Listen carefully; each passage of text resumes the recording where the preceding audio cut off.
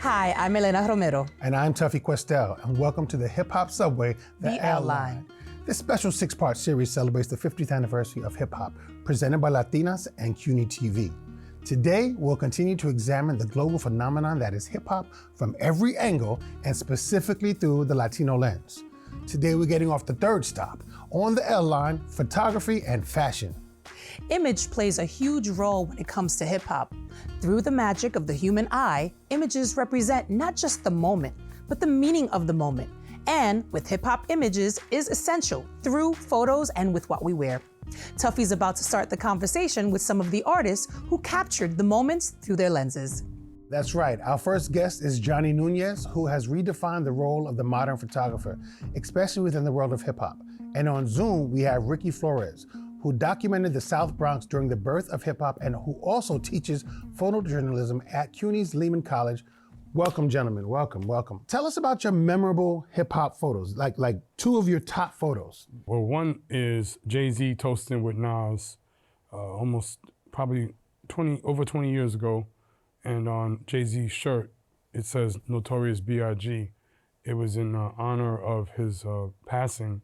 You had Jay, Nas, and Biggie was there because it said Notorious B.I.G. So I call that the Trinity of hip hop, Father, Nice. Son, and the Holy Spirit, you know? Ricky, please, your top two historical photos. That when I think about my photography, I don't look at it in terms of, I always find that question kind of hard for me to answer because of that. Because there's so much more emotional content to what I've done during that period of time, and what a lot of photographers from my generation who documented that era have done. But a lot of the typical images you would see from me are breakdance battles. One of the ones that I'm very well known for is this photograph of my boy Tanko, who actually is the DJ in Made in Puerto Rico. On certain days of the week, in the middle of a fierce battle in the South Bronx. And there's various images just like that throughout, but that it's kind of emblematic of the work that I did during that period of time. Well, that leads me right into my next question. Where does hip hop and the Latino and us in this struggle, where does that fit into your body of work? I think it's central. And I think that what I've been finding, particularly around this point in time in history, when we talk about the birth of hip hop, how Latinos and very, very specifically Puerto Ricans are kind of left out of that dialogue, which I find deeply problematic. I think that part of, if you want to talk about how all of this was created, it wasn't created just by Puerto Ricans. It wasn't just created by Blacks. It was a real fusion of energy that took place. Anybody who grew up during that era does not talk about that era, one over another. It was a very unified point of view. So point of perspective of how we understood that history. We were there, So I think that for me, what's very, very important for photographers and historians and that are looking to talk about the South Bronx and Puerto Ricans' contribution is that very specific history, which is myriad. We did a lot of stuff during that time. We contributed to the music, we contributed to the dance, we contributed to the art, and I think that needs to be talked about. And somehow through the commercialization of hip hop, all of that gets left out in the discussion. And I find that, hard to deal with sometimes. And I think a lot of folks from my generation do. I agree with that. I've had this conversation time and time again that they said Latins were our artist was artistry, was graffiti. We didn't know how to use cameras. They don't know how wrong they are. We weren't rapping. They don't know how wrong they are. We were just the graffiti artists. And yes, we were good at that. We all were good at graph. I cannot do graph. I can barely do a tic-tac-toe board. But graph was something that was natural to us, but there was so much more. And I would love to know, how do you find that your Latinidad, how does that fall in line with your photography? Like, how did you become photographers? Who put the first camera in your hand? I either had the choice of getting into street pharmaceuticals or photography or just whatever. And I had asked God, if you give me one idea, tomorrow morning when I wake up, I'll be the best at it. Right. But if tomorrow morning comes and you don't give me an idea, God, I'm gonna go to the dark side, you know? So the next morning, you know, you might think I'm crazy, but the next morning after I prayed, I saw a camera in the air.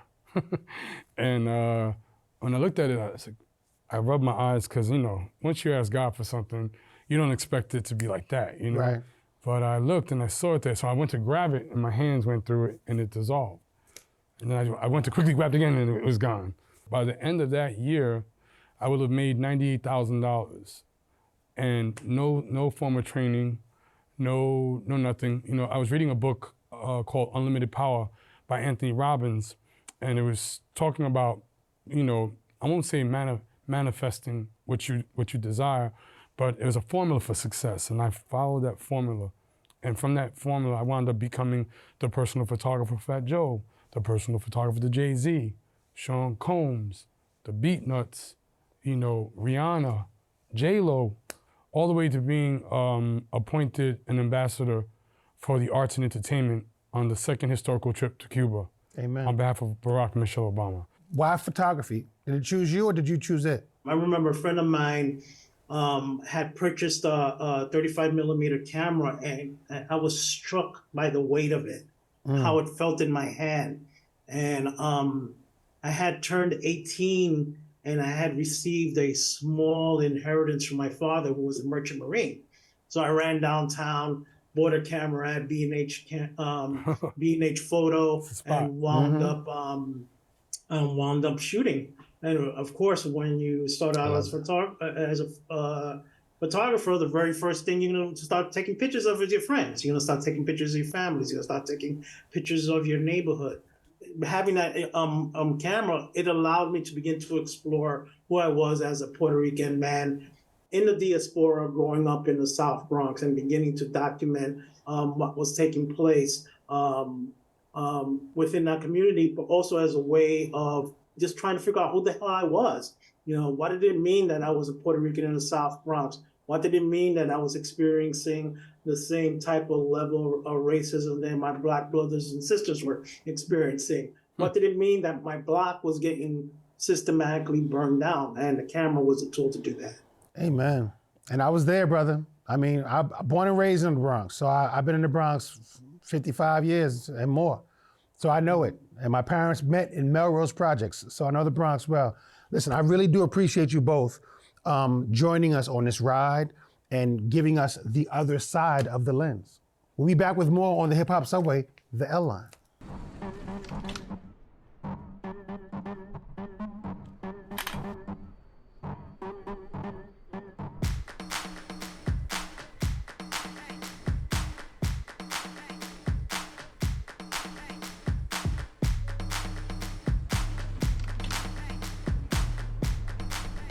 So we just talked with some photographers who captured some of hip-hop's greatest moments. And every great photo op needs the right gear to learn how people decide what they wear, how they wear it, and why they wear it. We're about to sit down with two experts on that subject. Our first expert on the psychology of dress is a woman I had a little opportunity to co-curate Fresh, Fly, and Fabulous 50 Years of Hip Hop Style with. Elizabeth Way is the associate curator at the museum at FIT, where the exhibit was held earlier this year. Also joining us is Antonio Gray, Vice President of Apparel for DTLR, Downtown Locker Room, a lifestyle retail chain that carries hip-hop brands. And on Zoom, we have Vicky Toback, culture journalist, independent curator, producer, and author of Ice Cold, a hip-hop jewelry history, and Contact High, a visual history of hip-hop. So let's get down to it. What role has fashion played in hip-hop? Fashion has always been a hugely important element of hip hop. You didn't have the music in isolation. It was always about visuals. So what people wore was always a part of the culture. It was one aspect of how they expressed themselves. Agreed. It was always about representation. So you hear that in the music, but the first way you represent yourself is what you put on when you walk out that door. That's your business card, especially in the era of not having business cards. So fashion was the first thing that you saw. That was that first impression. And it was probably one of the more important parts of when you think about that perception that folks are going to have. The fashion was a huge part of that. That was a huge element of what made hip hop. Vicky, where did jewelry or customization come into play? Jewelry was just an extension of that identity. What you wore signified so much.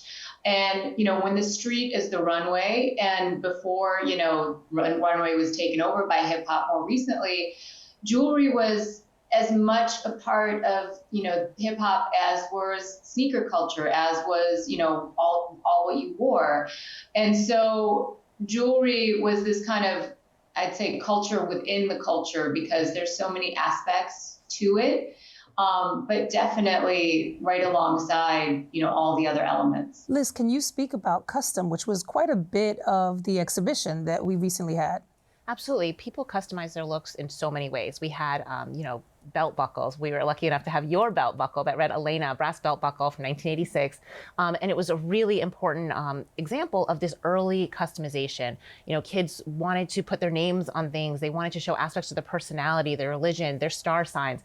We were living in a period when so much of the world was trying to marginalize and make kids of color invisible. And so they made themselves visible by putting their name, putting their brands in their individual way on their clothing. And we see that, from the nascent kind of introduction of hip hop in the 70s all the way to today, when they're doing it in diamonds and gold. So how have we seen Latinos dress in hip hop? Any difference in terms of African Americans, Antonia?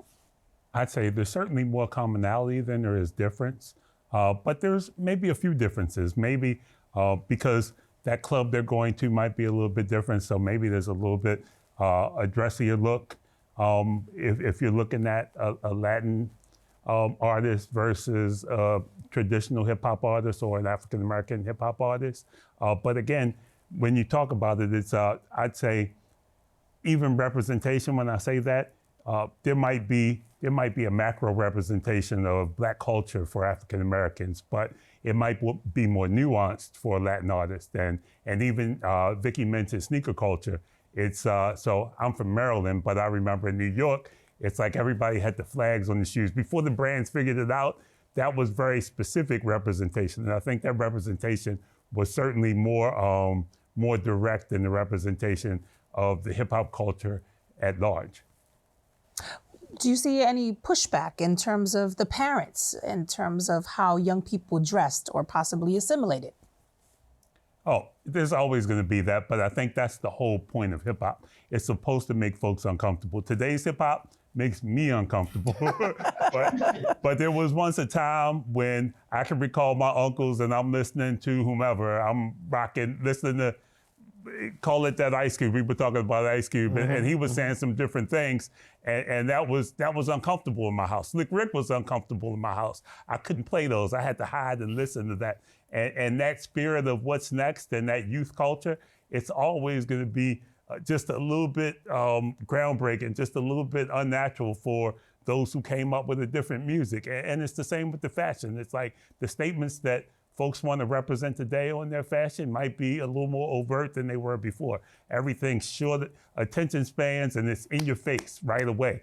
And that's where, and I think that youth culture, that difference, that wanting to be seen and wanting to self-identify, that's the beauty in the whole thing because it keeps going, it never stops. Can I ask a question? Do you think that we as men had to carry a bag and change our clothes in the streets like the women did sometimes? On their way to schools, they put on a different outfit from what they had at home? Because that's part of the pushback, I'm assuming, from the parents. Did we change the same way? I don't remember that. Maybe having baggy clothes on top of something else? I don't think we did it the same way. But you know what it might have been for men? It might have been that jewelry, tucking that chain in, or I can't put this on. My mother don't want to see me with this, or I had gold caps in my mouth. Don't ask me why. I was bugged out. But I couldn't wear that around my elders, so it was like that was in my pocket. Right. But then, and I'm talking junior high school, but then I'm gonna throw those in before I get to school because, you know, now I'm in front of the homies, so a little bit different there. Copy that. That's a good point. Vicky, can we talk a little bit about the Latinos that were in the jewelry business, you know, possibly maybe Titos at Manny's and others? That's right. I mean, yeah, when you think about Latinos and hip hop and jewelry, you think first, you know, about Tito Caicedo, who ran his father's jewelry shop called Manny's. They were both immigrants from Ecuador, and Tito created some of the most, earliest and most important pieces in hip hop. I mean, he's really considered the first hip hop jeweler. He was in the Diamond District right on 47th Street.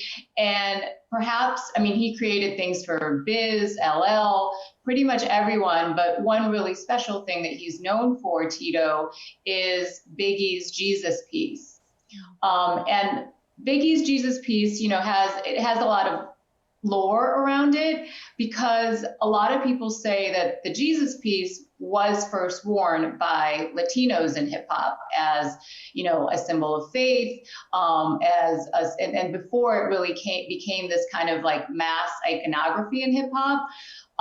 Latinos in the neighborhoods, you know, kind of set the trend.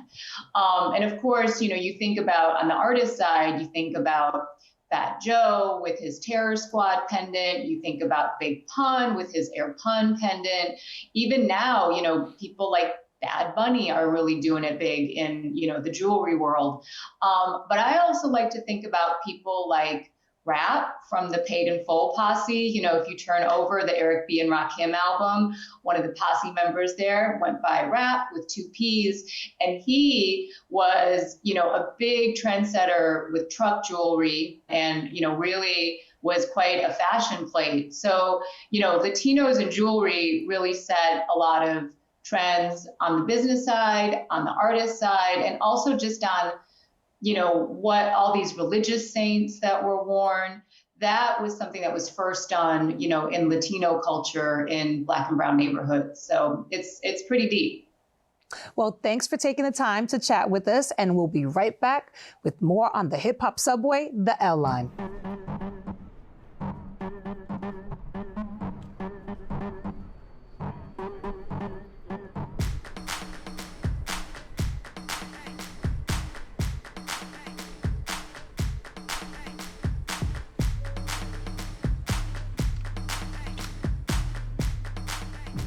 We just talked about why people style themselves the way they do.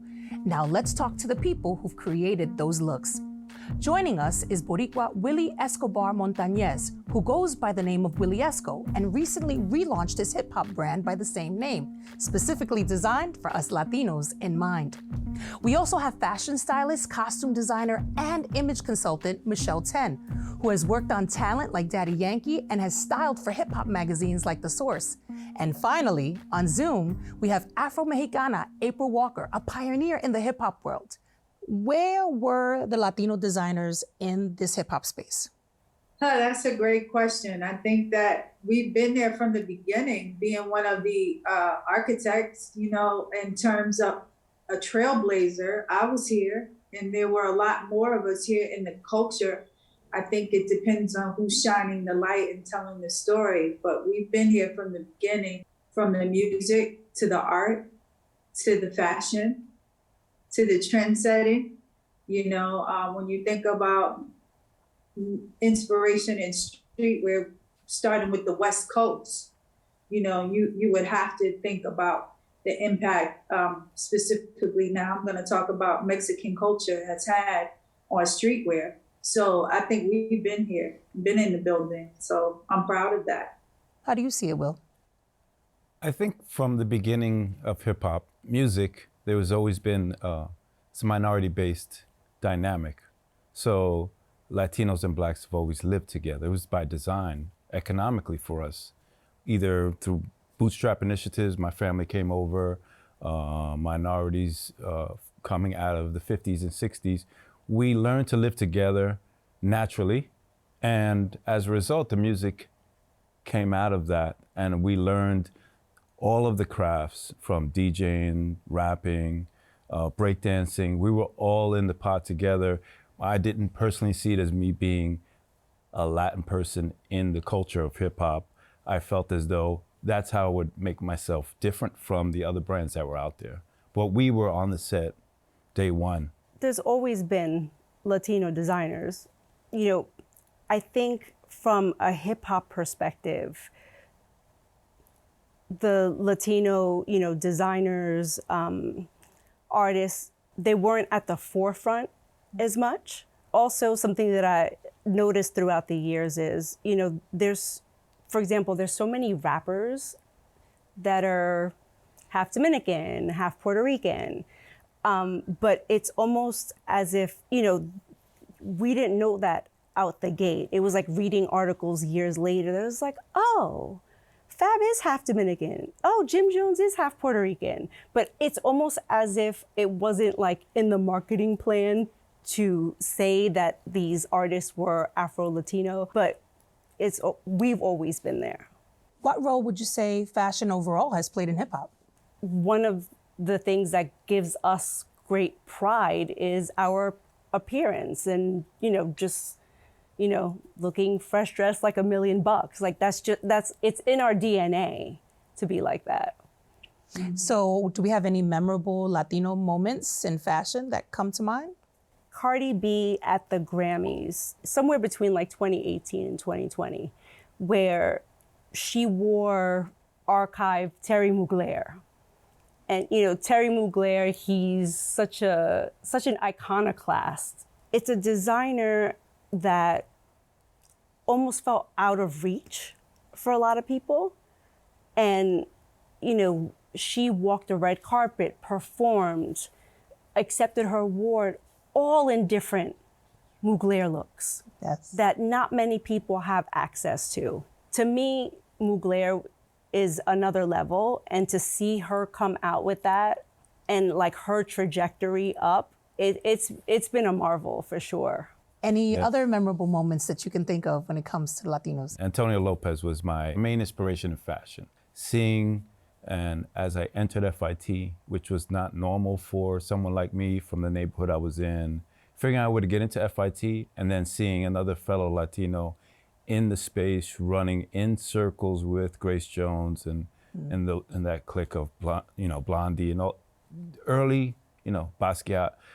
To know he was on the scene representing fashion, illustration, something I was good at.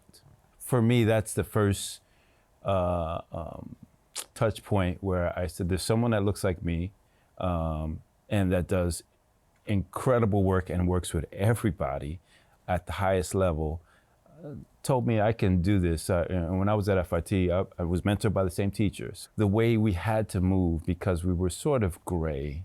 We were gray space. I was Latino. I wasn't white. I wasn't black.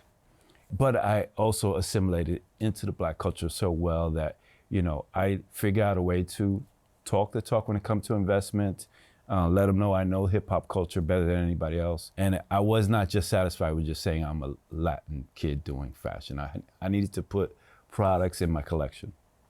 April, what Latino hip hop stars have worn your clothes, and where do you see this going in the near and immediate future?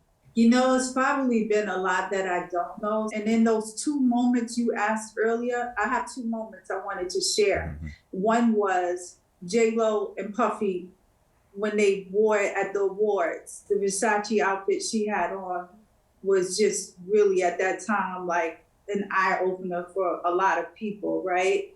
That was a style moment in hip hop. It raised the bar, right? In a lot of ways. And it was controversial in a lot of ways at that time. Now it would probably be conservative, but at that moment in history it was. And then another time I remember Selma Hayek wore a Gucci Dapper Dan outfit, which was really a Dapper Dan outfit. She was representing him. And I think that was, I forget what awards, or if it was to the Met, the gala. And I just thought that was such a statement during the pandemic. And her being Mexican, I liked the way she was bridging the gap. So those would be 2 moments for me with style. And yeah. Unfortunately, we've run out of time, but I want to make sure I say thank you. Thank you for joining us. Thank you. Thank you for having us. Thank you. You guys are awesome, and you all look good too. Hello. don't hop that turnstile just yet. Make sure you come back and ride with us to the next stop on this hip hop subway when we talk rappers and the art behind the spoken word. I'm Tuffy Questel. And I'm Elena Romero. See you at the next stop on the hip hop subway. The L line. The art I'm seeing has always, in my opinion, just been an extension of the love of music. Spoken word is poetry, and rap is poetry. It's still connected. This rap game needs to be revitalized as we capture los momentos, surpass all the human eyes. Like there go, I do this para mi cultura.